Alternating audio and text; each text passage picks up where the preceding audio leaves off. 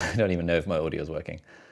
I'm still a noob to live streaming. Let's see. Audio input capture. Why don't I see anything happening? Oh, I actually think it's legit. I think it actually might be working. Hang on. Properties. Testing. Hello. Dan mixed to mono. Good. Very good. The chat is going to start enabling in a moment, I hope. And I don't even know if this is working. Is this working? Dan mixed to mono. Yeah, I think this is working. Oh no, wait a minute.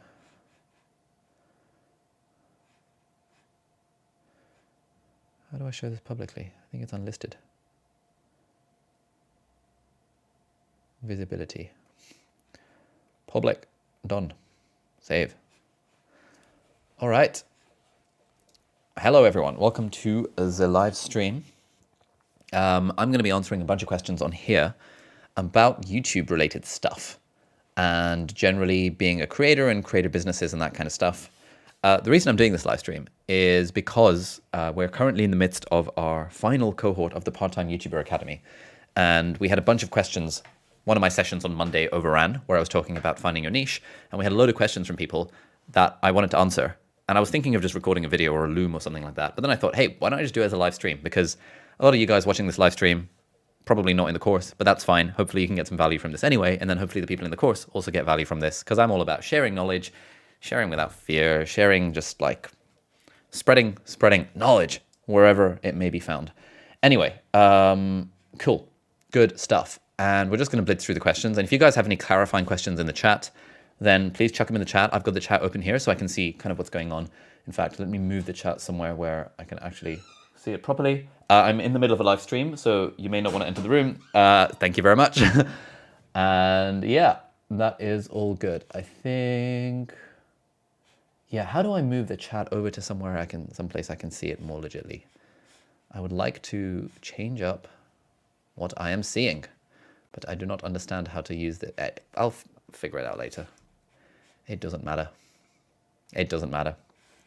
Great. So we have some questions. I have a Notion page with loads of questions on it. I'm just going to blitz through it. Wait. Where's my Notion page with the questions on it? Can you guys see this? Can you guys hear me? Let me know if this audio is working. Good. I think it's legit. Okay. So question number 1 comes from Salim, who says, I've got an old dusty channel with 9,000 subscribers. I want to switch niche and maybe language. Do you advise to continue with the same one or start a new one? Is it recommended to rename the channel with my own name? I would probably say start a new channel, especially if you're switching the niche, even more especially if you're switching languages. There's just no point in trying to recycle some of the existing audience you have. It's also quite demoralizing when you have a channel with like 9,000 subscribers and you get 5 views on a video because no one cares. And it's just way nicer overall as an experience to start a new channel completely from scratch. And yes, I do recommend you use your own name rather than a brand name, because generally on YouTube, people prefer to follow people rather than brands. Okay, next question is from Crystal Ansari. Crystal, hello, Crystal. Do you recommend trying out different niches if we're just getting started, or would it be better to do a few videos on the same niche first? Well, that depends on what you mean by trying out. So trying out, if the data you're trying to gather is, I want to see how I personally feel making a cooking video, making a knitting video, making a productivity video, making a tech video, then amazing. You're trying out creating different styles of content and you're seeing what you personally enjoy. But if you're hoping that the data you're gathering is external, like, oh, maybe my cooking video will just suddenly bang and it's going to go viral and then I'll know that cooking is my niche.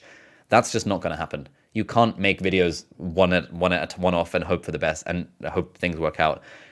Generally, what I say is that if you're going to focus on a niche, you need to give it at least 6 months of at least 1 video a week. That's like at least 26 videos before you can even get any semblance of data from the audience around whether that niche is effective. So by all means, if you want to try it out yourself, then try it out. But if you're trying to appeal to the algorithm or the audience, then that's not going to work. Pick something, commit to it for 6 months, and then see what happens. And then you can always correct course along the way. Why is the stream stuck? Is the stream stuck? I don't think it is. Anyway, is it?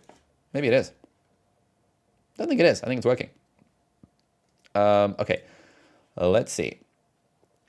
Let's see then. How do I, I'll pop out chat, perfect. Sorry, I'm just still sorting out my live stream settings because I'm new to this whole live streaming situation. But, you know, one day going to be a streamer. Wannabe streamer here. Anyway, the next question comes from Mithili, who says, isn't it better for the algorithm to actually have a niche right from the beginning so that our videos can be shown to the right audience? Well, yes. If you have a niche from the beginning, then great. But don't, like, it just, like, okay. There's a few things here. So the question says, isn't it better for the algorithm? The algorithm is a thing that takes into account the behavior of viewers. And it is better for an audience if you have a niche, because then they know what to expect. You upload a video and it's about cooking, and they know your channel is about cooking. So when you upload the next video, it's also about cooking. Chances are that that same person is going to be interested. And then the algorithm realizes, oh, cool, this sort of person is interested in this sort of content. They seem to be interested in cooking content. This is probably a cooking themed channel. Therefore, I'm going to push it out to more people that are interested in cooking. Whereas if you made a cooking video and then a productivity video and then a tech video and then a knitting video, now it's a bit more confusing for the algorithm. But the reason it's confusing for the algorithm is because it's confusing for viewers as well. And so, like, yes, it is better to have a niche if you want to optimize for growth. But generally when I say, don't worry about having a niche, that is speaking to all the people that are letting not having a niche hold them back. If I were starting a YouTube channel completely from scratch, of course I would have a niche. I would pick a niche. I would do my competitor analysis using the worksheets. I would do my authentic edge. I'd figure out how I'm going to stand out in the market. And I would just go straight for the niche. And then over time, I might expand that. So if you're optimizing for growth, niching down early is the way to go. If you're optimizing for enjoyment and fun, then it might be different, because then you might think, I don't want to have a niche on my stuff. All right. How's the video quality so great when live streaming, says Clifford. Don't know, man. Good camera, good audio, hopefully. Got a light up there. I'll show you what it looks like without the light. Boom. Looks less good without the light. Even then, probably looks okay because the camera's really good. But, like, yeah, just this makes a big difference. Let's see. What is the chat saying?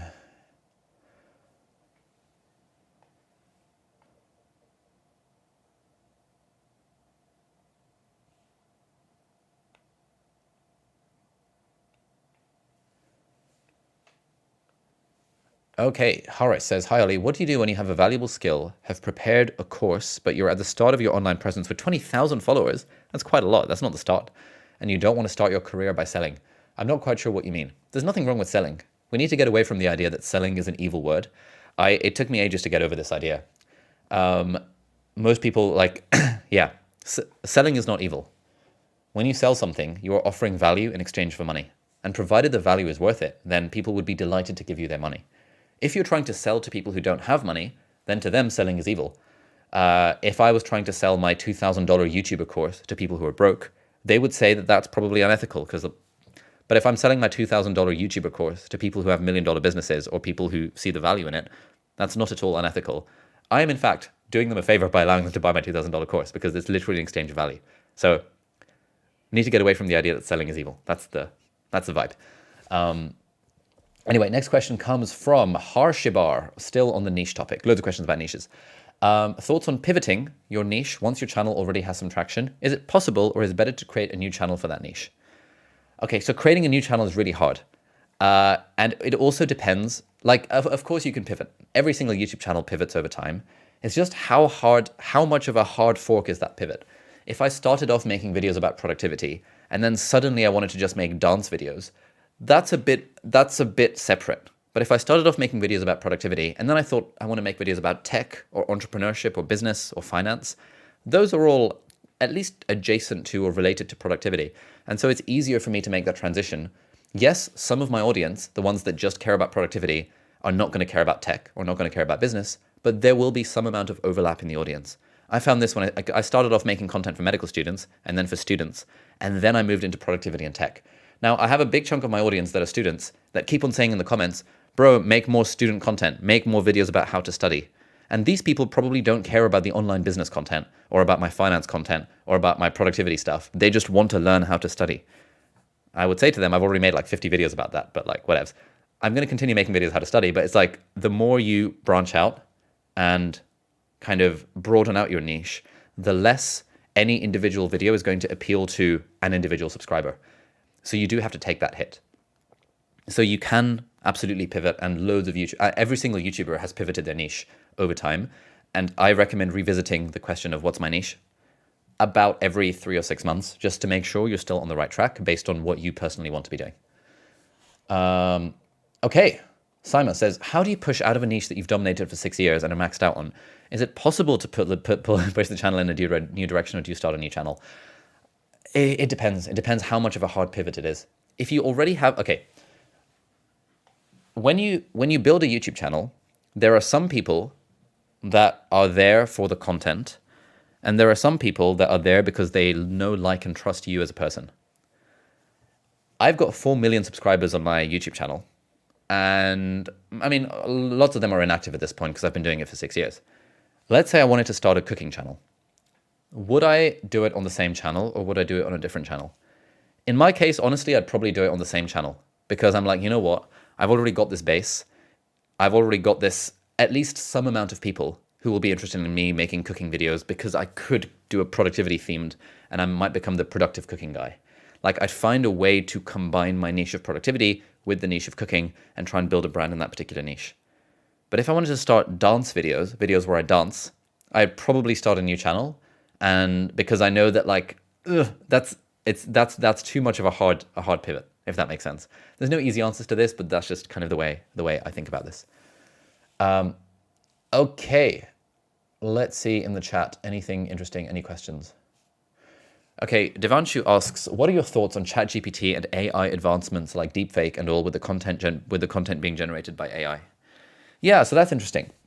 I do think about this a lot. What happens to content creators when AI takes over the world? And I don't think content creators are going anywhere. I just think the playing field is leveled in terms of the content itself, at least in the educational world. So for example, if I make a video, 10 productivity tips, someone else could just use ChatGPT to write a video in the style of Ali Abdaal about 10 productivity tips. So now the content is basically the same. So what are the things that are going to separate one channel from another, or one brand from another? I think one of those things is personality. So if you vibe with my personality, or you vibe with their personality, you're going to pick the one whose personality you vibe with more. And because we are all unique as individuals, then amazing. You'll always have people that vibe with your personality. Secondly, I think one of the things that'll be a differentiator is experience. So if you're a 16-year-old still in school and you made a video called 10 productivity tips, and then Elon Musk made a video of 10 productivity tips, you would take Elon Musk more seriously because he's clearly a productive dude and he's got the experience to back it up. If Alex Hormozi makes a video about business, he's already got a $100 million business. So people are going to listen to him. If you or me, if you try and make a video on business, I suspect you don't have a $100 million business, and therefore no one's going to listen to you. So experience will matter a lot as well. So I think personality, experience, things like storytelling, which AI is still, it's actually getting better at, but personality and experience, I think, are going to be the main differentiators in a world where content, the content itself, the playing field is leveled. Anyway, right, next question comes from Jake Ferrin, who says, can you do multiple formats if they serve the same niche? Like, could you, Ali, make a Ryan Trahan-style conceptual vlog like his 24 hours of Tesla Autopilot? Or would doing something other than talking head not do well on the Ali Abdaal main channel because people are there to learn, not to be entertained? Okay, I think that's a really good question. I think it's totally fine, and in fact, ideal to experiment with format. Because format, niche is, a target plus a value. So if my value proposition is I help people build a life they love or be more productive or whatever that might be, one of the formats might be talking head, but another format might be a breakdown. Another format might be a vlog. Another format might be a reaction. Another format might be whatever format people use.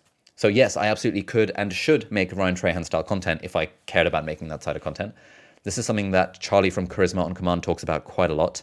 And if you're watching this and you're part of our YouTuber Academy, we have a whole bonus segment from him where he talks about the strategies that they used to blow up Charisma on Command to over 5 million subscribers. And one of his main things is that people need to experiment more with format, especially in the educational niche. So I think you've absolutely hit the nail on the head. It's all about experimenting with format to serve the same kind of niche, the same kind of value proposition. All right. Question from Punit in the chat. Do you have any thoughts on branching out as compared to playing it safe? Yeah, I think that it's like explore versus exploit. There's always an explore versus exploit paradox and trade-off. On the one hand, you want to play it safe and you want to stay in your lane and you want to exploit and continue doing the thing you're known for. That would be the equivalent, like me making more productivity videos. That is exploiting. I know they do well. I know I can talk about productivity. I think I'm now one of the things that my book publisher is saying is that technically I might be the most followed productivity expert in the world, insofar as you define productivity expert. So doing productivity is staying in my lane. But at the same time, I don't want to just do productivity forever because A, that's not fun, and B, that means that like it gets boring and dead and dry after a while. So I want to have some percentage of my time that's spent exploring, trying out, kind of branching out, trying out new things. We've made a few health-themed videos because I care about health and fitness and I want to do more relationships content. We've made like 2 or 3 relationships-themed videos in the past. And so you've got to figure out some kind of percentage of like exploitation versus experimentation, or stay in your lane versus branch out. For me, I think that percentage is like 50-50. 50% of the content is fairly core. Actually, I mean, these days I don't really have a niche. I kind of talk about whatever I want. And so at this point, most people would say that most of our content is fairly on brand because I talk about whatever I want. But certainly if I were a productivity channel, half of my content would be productivity and the other half would be something other than productivity. That's how I would go about it personally. Okay. Oh, Ali, can you hire me for your Urdu channel if you make one in the future? We're actually looking into this. We want to, me and my team, we want to dub all of my videos in Hindi/Urdu, probably Urdu, and also in Spanish. So if anyone is watching this and happens to be a really, really good speaker of English and also Urdu, or English and also Spanish, and you're a dude and you would like to dub my videos, we will hire you to dub my back catalog of 600 videos. We will literally hire you full time to do that. So drop me drop my team an email. If you can email ali@aliabdal.com with a compelling pitch as to why we should hire you, then we will literally hire you to dub our content in Urdu and also in Spanish. So let me know. Cool. Lovely. Right. Next question from Raj, who says, when finding a niche, isn't it good to try on multiple kinds of topics and see which one sticks to the audience just to see from a different angle? Again, that's similar to the answer that I said earlier, which is that if you're a new YouTuber, you're not going to get any data from the audience because no one's going to watch your videos. You have to try out a niche for at least 6 months. I think that's a good ballpark before you'll get any data from the audience. So yeah, that's how I would go about it. It's a bit more complicated than that. Like that's a somewhat non-nuanced answer. What's my nuance in this answer? You've got to be careful not to follow the data too much. Like if you just made videos based on, and I'm not suggesting you're saying this, but hypothetically, if you were to go extreme on this, and if you were to just make videos based on what the audience wants, you would end up in a cycle where you're not making the kind of content you actually care about. But at the same time, you don't want to ignore what the audience wants because they're giving you useful data. So there's a middle way. And I think at the start of your journey, if you're a beginner to YouTube, you don't have any data from the audience, and you're not going to get any data from the audience until you're at least 6 months in. At least that's the expectation to have. Therefore, make the content you want to make, and then rather than the content you think the audience wants to see. And you can always adjust course based on data over time. Cool. Michael says, what if our target audience is polymaths? For example, generalists, multi-potentialities, scanners, or Renaissance people with varying interests. Would that require niching down, or would that niche warrant a more generalist approach to content creation in that case? Okay, but a niche, as we discussed in the course, is the combination of a target audience and a value proposition. So your target audience might be polymaths, but unless your value proposition is I teach polymaths everything in the world, you're gonna have to be more specific than that. You know, I teach polymaths how to take better care of their health. I teach polymaths how to be more productive. I teach polymaths how to study better for their exams. Loads of people would identify as having multiple interests. Anyone watching this, you probably have multiple interests. You aren't just interested in one thing. You might aspire to be a Renaissance person or a polymath or whatever you want to call it. The point is, people don't unless you're trying to be Wikipedia, which is I will tell you anything you want to know, you are still going to have to define a value proposition. So Michael, what I'd say to you is, you've told me what your target audience is, but what is your value proposition? Yeah. Jivan says, John Yushai said to create a variety show with your YouTube channel. I understand the benefits of this as a larger YouTuber, but how would you go about this for a smaller channel under 200 subs? It depends. Yeah, it depends. There are no right answers here. the way I would think about it is that if it were me and I had under 200 subscribers, I would not be trying to create a variety show. I'd be trying to focus on one target and one value. In my case, I'd do videos teaching students how to make more money while they're in school. It's a single target, it's a single value proposition, and maybe the variety can come from formats, or maybe the variety can come from different buckets that serve that value proposition. Maybe some of my videos will be book summaries of things like The 4-Hour Workweek, or The Millionaire Fastlane, or Unscripted, or The Great Rat Race Escape, or The Psychology of Money, or videos that help people make more money. Maybe another strand of content might be business breakdowns. Does dropshipping really work for students? Does YouTube automation really work for students to make more money? Is private tutoring the best way to make money? Another strand of content might be cut-up interviews with students from around the world who've made at least $10,000 a month from their side hustles. That would be the variety, but it would be ultimately serving the target audience and the value proposition of I teach students how to make money on the internet, for example. Okay, any questions about YouTube creator stuff from the chat? Carlos. Hello, Carlos. Carlos Bornes. I recognize you from my comment section 6 years ago. Thank you for, like 5 years ago. Thank you for your ongoing support. This is the cool thing. Oh, TubeBuddy. The guys at TubeBuddy are hanging out. Hey, guys at TubeBuddy. Love it. This is really cool. It's like, especially in the early days, I got to recognize and know quite well. I wouldn't say know, like not know personally, but recognize a lot of the names of people that would keep commenting on my videos.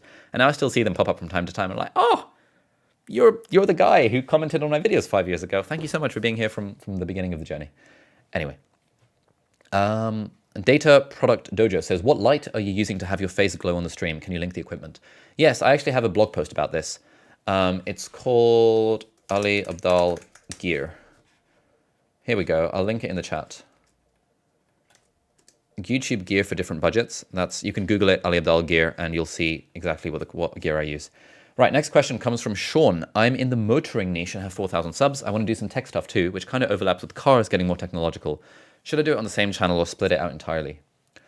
If you can, you should do it on the same channel, but you should try and find a way to do it that still serves your value proposition. So I would say motoring is not a niche. It's kind of a topic area, and your niche is actually a target audience and a value proposition. So maybe on my channel, we help I teach car enthusiasts about the latest cars on the market. Okay, fantastic, cool. Can we bring in the tech into that? It wouldn't make sense for you to do a generic iPhone 14 review. That would be a bit weird for like a motoring theme channel. But if you do a review of Apple CarPlay, that's interesting. If you do a video of what it's like using an Apple Watch in a car, that's interesting. If you do a video of tech that is in cars, that would be interesting. The best wireless chargers for your car, the best camera for your car, the best dash cam for your car. Like now you're branching into tech, but you're doing it for the motoring audience. But if you do just want to do like iPhone 14 review, or like I tested out the, I don't know, BenQ screen monitor light or something like that, then maybe there's a case for starting a different channel for that. Assuming you want to continue going with the motoring stuff. Yeah, I'd probably say that's how I think about it. But 4,000 subscribers is quite a lot. It's really, really, really hard to get 1,000 subscribers.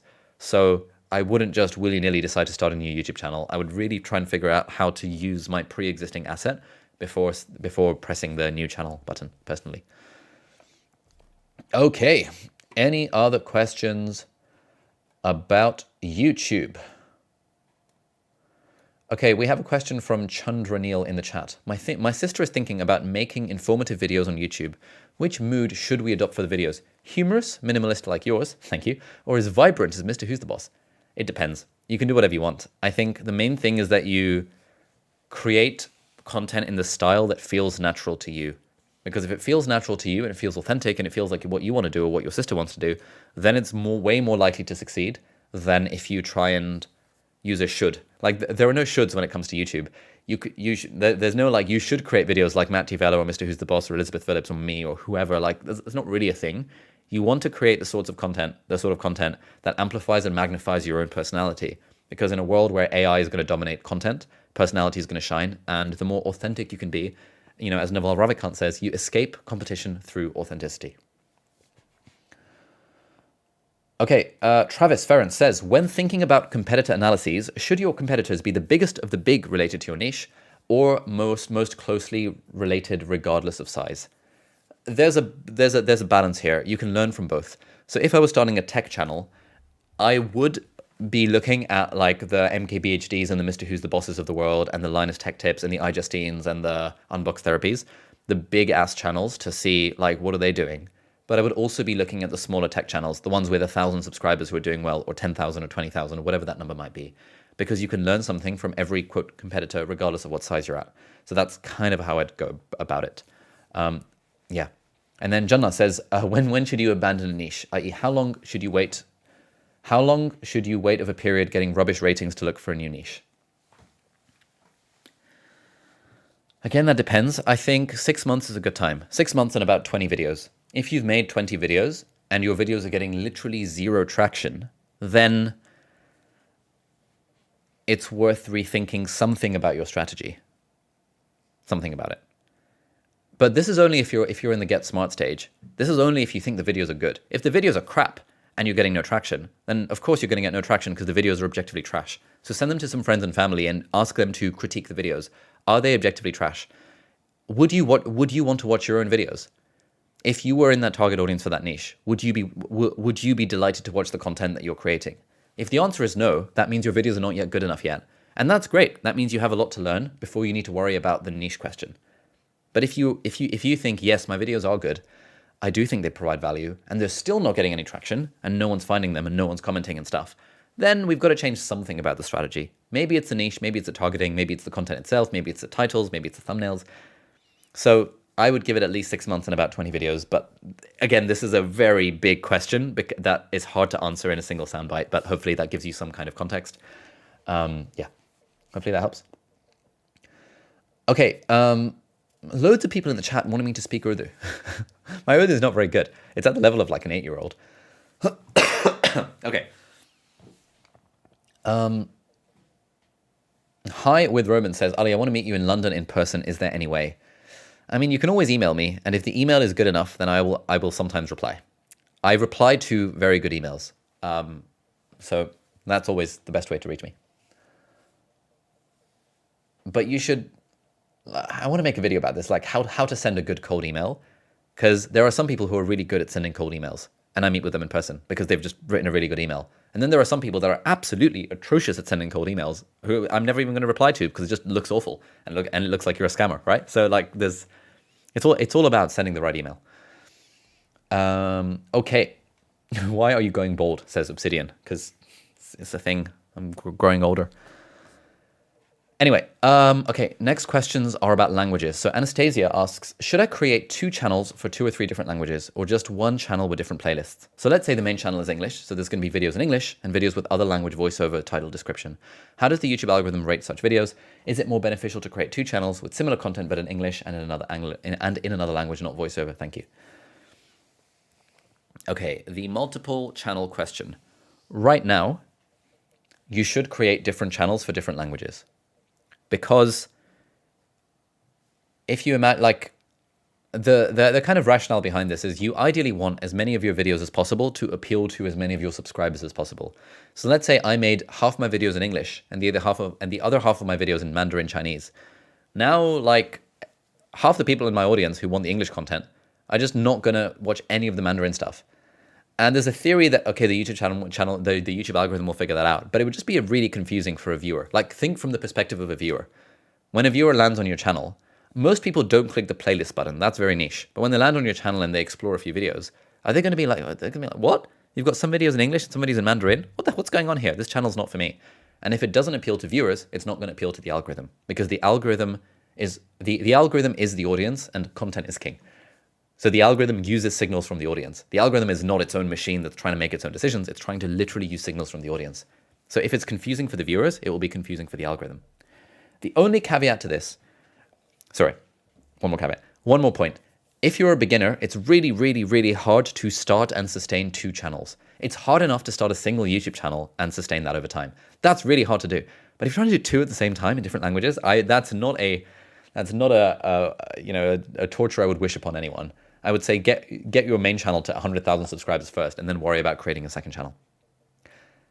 The only caveat here is that YouTube are in the process, based on their Twitter, of releasing some sort of multi-language functionality, where in theory, what I'm hoping is what you'll be able to do, you'll be able to take a video and you'll be able to upload a single audio track for one language, and then you'll be able to upload a different audio track with a different title and thumbnail for a different language on the same channel. And so if I wanted to start a Hindi channel, I wouldn't need to start Ali Abdal Urdu or Ali Abdal Hindi. I would just be able to upload the dubbed audio voiceover thing. That's a dream. I don't think it's coming anytime soon, but I have no insider information on this, but that's something to keep in mind. So I would say start with your main channel first and then worry about dubbing content and starting.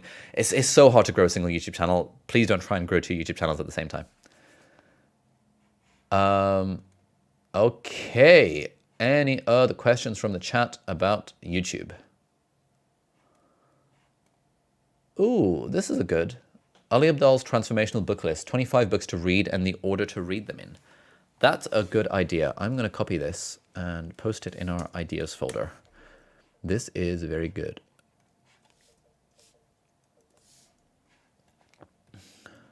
Nice one. Okay, next question comes from Ahmed Tawfiq, who says, is it true that delivering content in English as opposed to any other language is better for AdSense revenue? What you need to ask yourself is, the answer is probably yes. But the question you want to ask yourself is, who are the brands that are advertising on these videos? And how much money do they have? And how much money does the target audience have? So let's say I'm Apple and I'm advertising in the US for high-priced products. I've got a lot of money to spend on advertising. And so the CPMs on English-speaking American tech videos are going to be huge.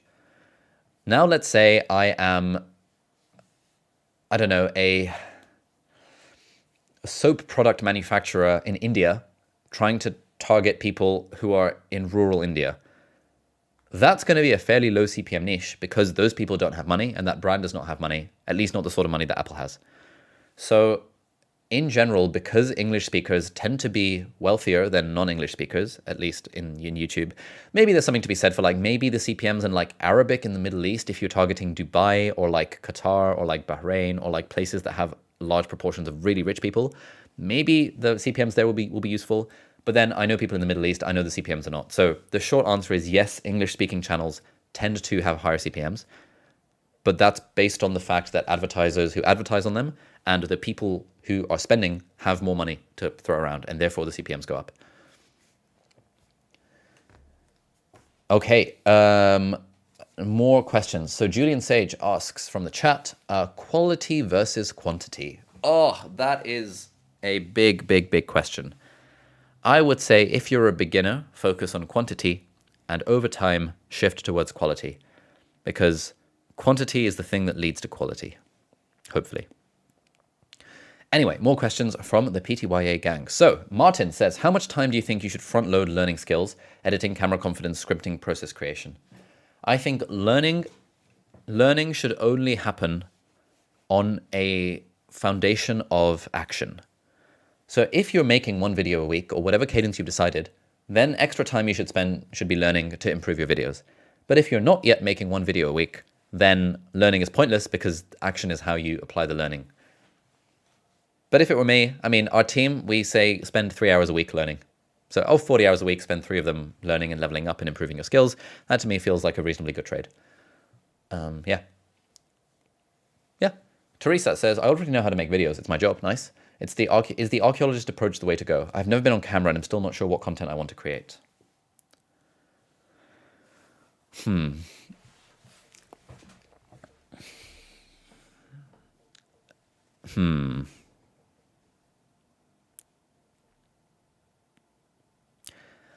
No. If I knew how to make videos, I would not take the archeologist approach. I would figure out what's the content I want to create, because once you know how to make videos, that's the main skill. That's like the main thing.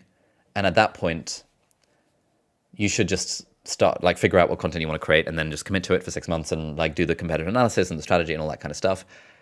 With the caveat that you don't want those things to hold you back and allow you to procrastinate. Like, again, you're allowed to do all the strategy stuff, but it should come on a basis, on a foundation of consistency.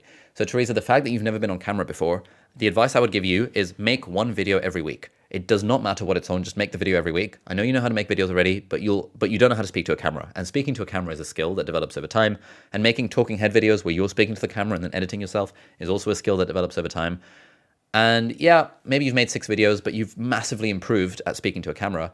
And now if you decide, you know what, I really want to go cooking niche as my niche, or whatever, you define the target and the value proposition, you can always start a new channel. It's only 6 videos in, right? You can always start a new channel. But I think the main thing is to create the videos, because you'll always learn, even if you already know how to create videos. But that's definitely a step up from most beginners who are spending their first 20 videos just like learning the ropes and learning what a light is and how to talk, how to hit record on a camera and how to edit themselves. In your case, Christopher Romalik, I might consider, like, again, it depends, but like, you know, a lot of actors, they have a stage name. Like Paul Wesley, the guy who plays Stefan in the Vampire Diaries, his actual name is, what's his actual name? I think he's Polish. His real name is Paweł Tomasz Wasilewski. But he's changed it to Paul Wesley because it's easier for like English speakers to pronounce. You could do something like that if you really wanted to. But hey, Gary Vaynerchuk succeeded. You know, Ali Abdal is not a particularly, like, I was like, I don't like my name. I don't like my surname. But it works out. Like, you know, people remember who Gary Vaynerchuk is. So, I mean, I think in your case, Christopher Romalik is probably fine. Okay, Angela Nababan says, how can we encourage people to be active and interested in supporting and giving feedback on our posts on YouTube and on Circle? I'd love to have this massive interaction in our posts like we currently have in the Zoom sessions. Oh, okay. Yeah, I think...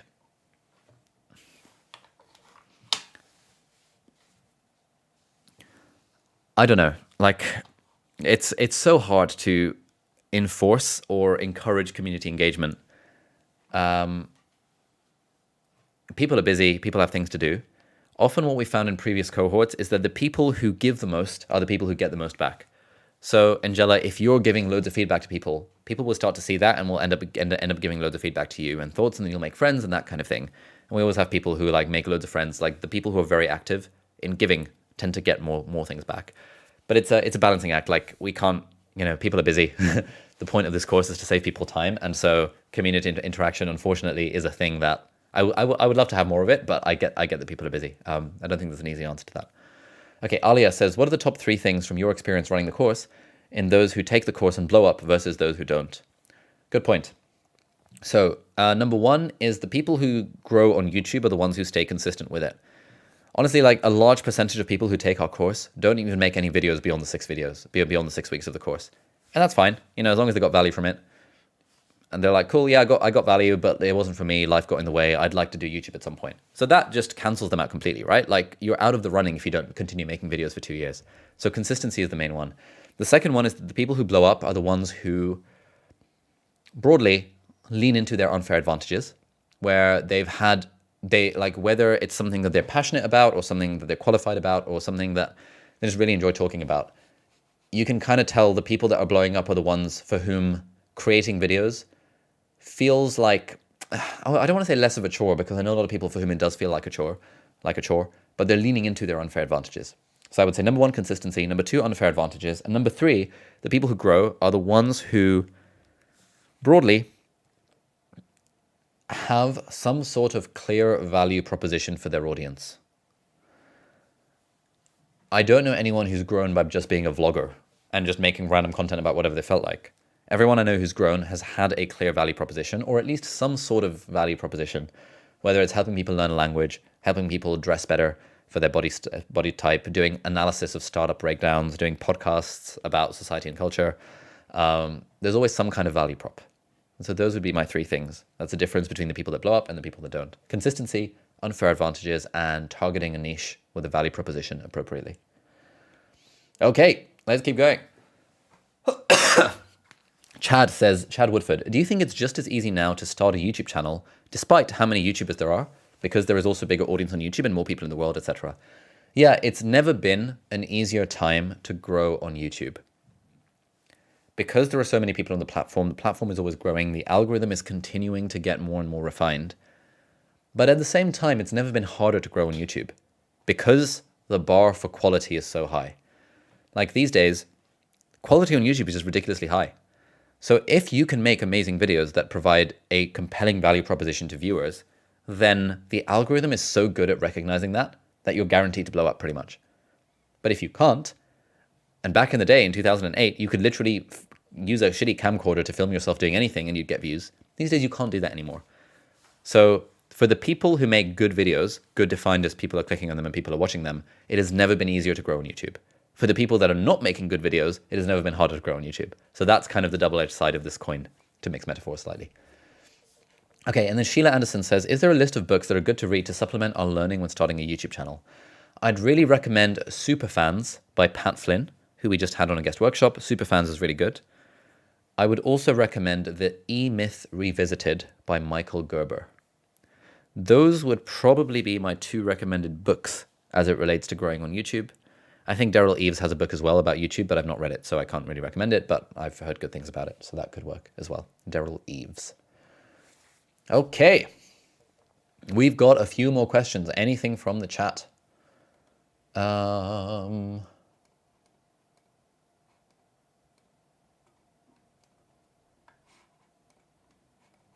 is my scrolly not working? That's weird. Let's see.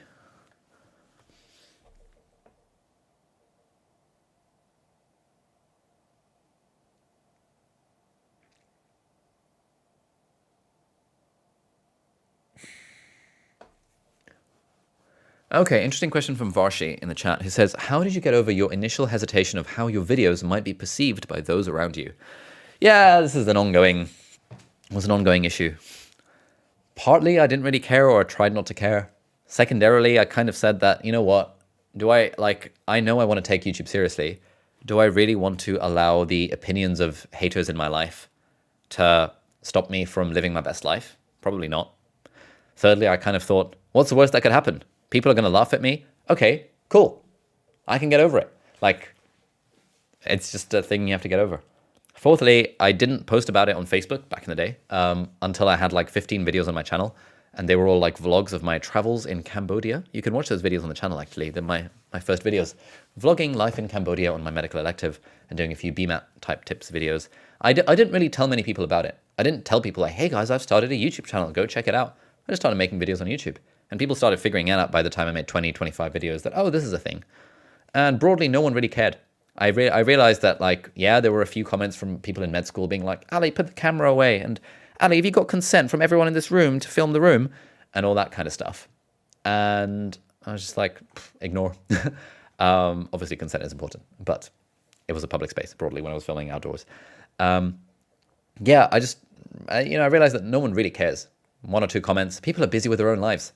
And I realized I have to remind myself of this repeatedly. Whenever I'm worried about what other people think, it's just clearly BS. Like, how much time do you spend thinking about other people and like judging them for what they do? Hopefully not very much. Similarly, people are not spending very much time judging you for what you're doing. No one really cares. People are busy. People are busy with their own life. Cool. Let's go with Dion, who says, what is your stance on using a green screen for your channel instead of showing your actual home? I think it's fine. Some people do green screens really well. Look at CoffeeZilla. CoffeeZilla uses a green screen really effectively. But I think people can kind of tell. I don't think green screen technology is so advanced that people can't tell it's a green screen. And there is something nice about showing your home. But like, I mean, it doesn't really matter at the end of the day. If it looks good and if it sounds good and if your content is good, no one will really care about like what your background looks like. But look at CoffeeZilla to see like an example of a green screen done really, really well. Okay, Patrick says, what are the pros and cons of publishing podcast videos and regular videos on the same channel? That's a really good question. The answer is I don't know, because the podcast feature was only released on YouTube like 3 weeks ago. And so we don't really know how that's going to affect things. And I don't want to make something up. So I literally have zero information on this because it's such a new feature. If anyone has any data on this, I'd love to know about it. But yeah, anyone in the chat? Anyone know about this? The podcast videos, the regular videos on the same channel? We might experiment with this, but we might not because we don't want to screw up the main channel. Lol. But yeah, we'll see. Okay, Brian, is time-based content like vlogs a poor idea given that 90% of views happen after 1 year? Vlogs are not necessarily time-based. Vlogs of like celebrating New Year's 2021 is a time-based vlog. But like a vlog of my trip to Belgium, or like journeying to the center of the world, or like I visited the world's biggest rainforest, that's not really time-based content. So you're welcome to do vlogs that are not time-based. I don't really like time-based stuff. Like very few people are watching my, oh no. Yeah, again, like in the grand scheme of things, very few people are watching my vlogs from medical school, but they were 6 years ago in fairness. They're like less evergreen than other stuff from like 5 years ago, for example. But yeah, vlogs are not necessarily time-based. Okay, Ukhtar says, could you talk a little bit about higher quality but lesser frequency approach? How would you go about that? Okay, so what Ukhtar is asking here is, can you make fewer videos but just make them better? And then you'd grow on YouTube. To which I would say, the answer is yes, I would do that. So in a world where all else being equal, I could make one video a month, but that video was really, really, really good and got loads of more clicks and loads more engagement and watch time because it was a really good video. That would be better for my YouTube career than if I made 4 videos a month and they weren't very good. And so this is the strategy of someone like James Johnny, who's grown from 0 to like 1 million something subscribers by like literally making 15 videos because each one is really, really good. But it also takes him like 6 months to edit every single video. That's like the low frequency, high quality approach. The problem is that it's not necessarily true that the more time you spend on the video, the better the video is going to be, especially if you're a beginner at making videos. And so my advice, if you could guarantee that spending more time on a video and producing less made the videos better, I would say, sure, go for it. It also kind of depends on what you want. So let's take me, for example. I now have a team. I can kind of do what I want. I could make videos in the style of James Johnny if I wanted to. You know, it would just take a lot of time. But do I want a YouTube channel where I release one video every 2 months that's got loads of effort gone into it? Not really.